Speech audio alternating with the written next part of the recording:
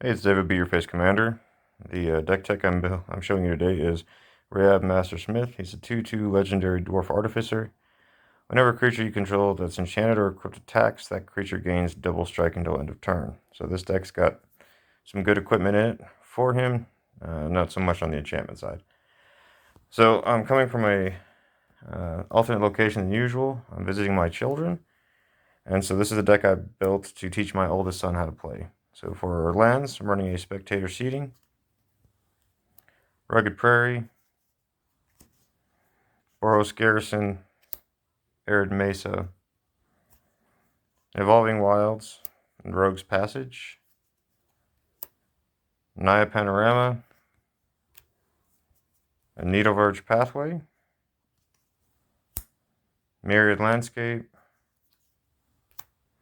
fury calm snarl, ancient ziggurat,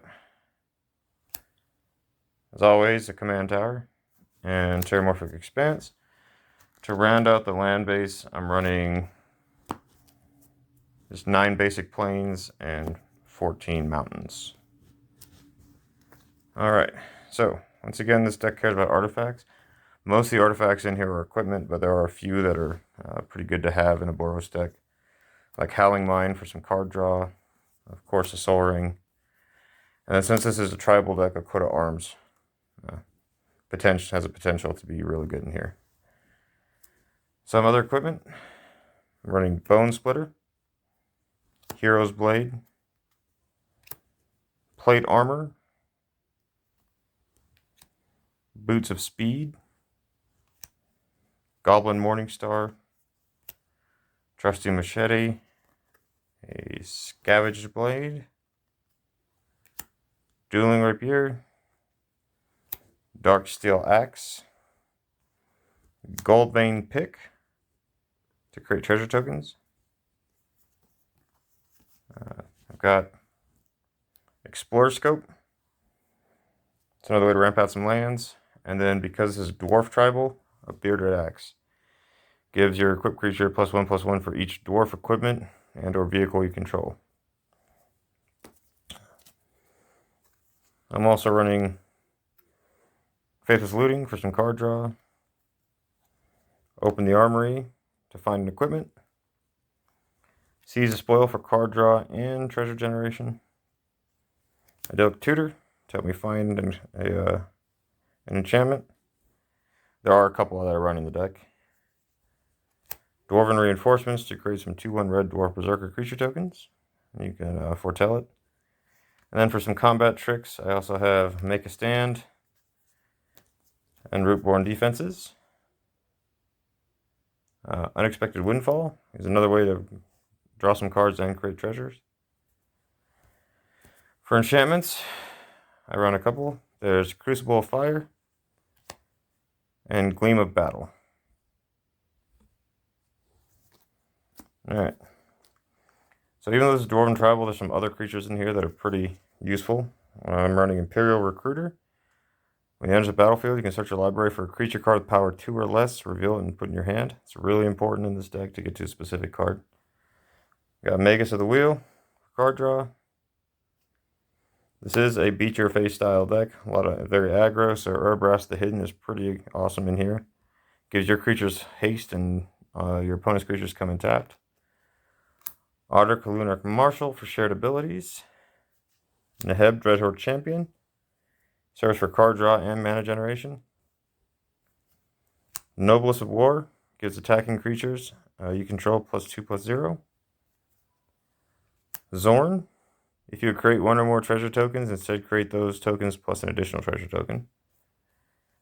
Blade Historian gives my attack creatures double strike. Ragavan, Nimble Pilferer. Whenever he does combat damage to a player, you get to create a treasure token. And then exile the top card of that player's library, and then you can play it. And then it's got a dash cost, so pretty good. This is really the card that I searched for Imperial Recruiter. It's Magda Brazen Outlaw. It gives your dwarfs +1/+0.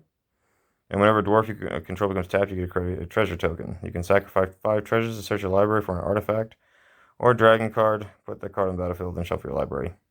Spoiler alert, there's some dragons in here. I run seven dwarfs.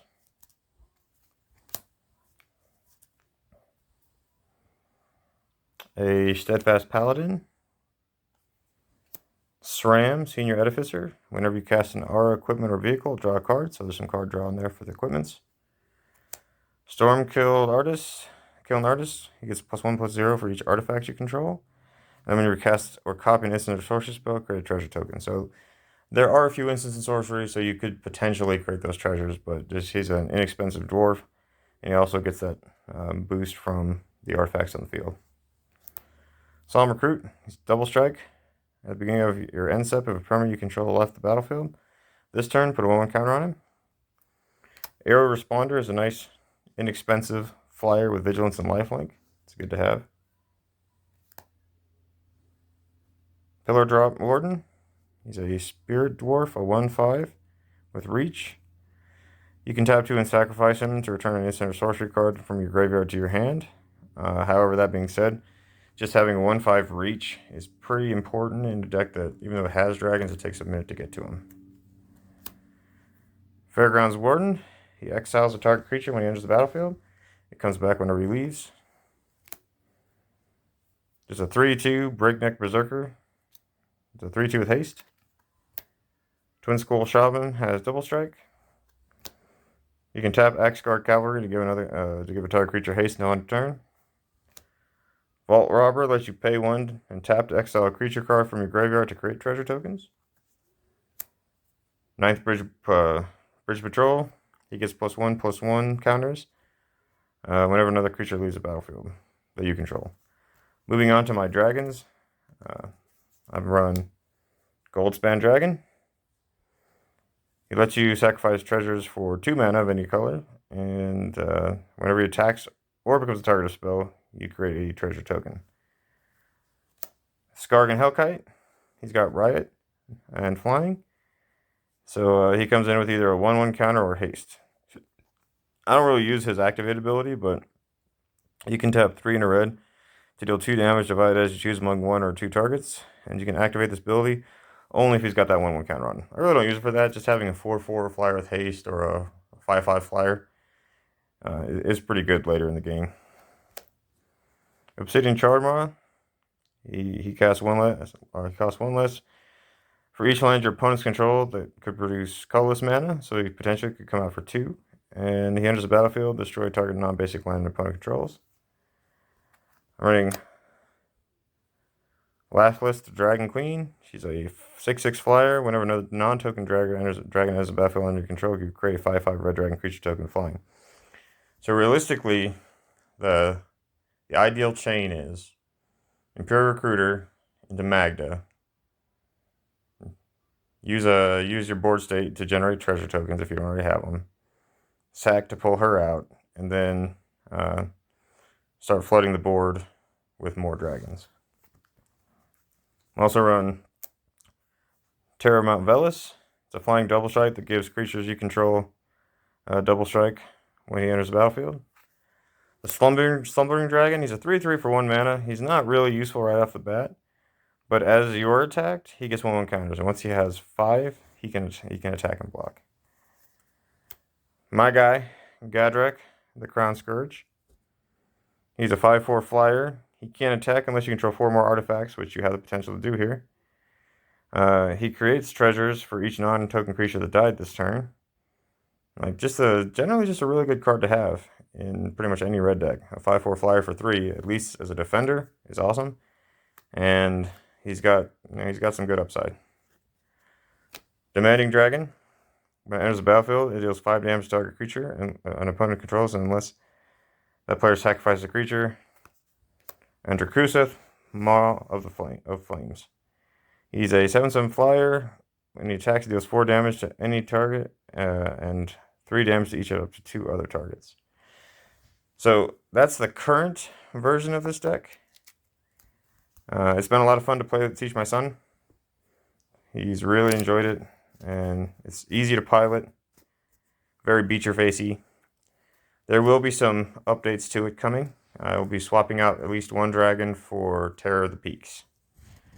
So this is Reyav, Master Smith, and Beat Your Face Commander.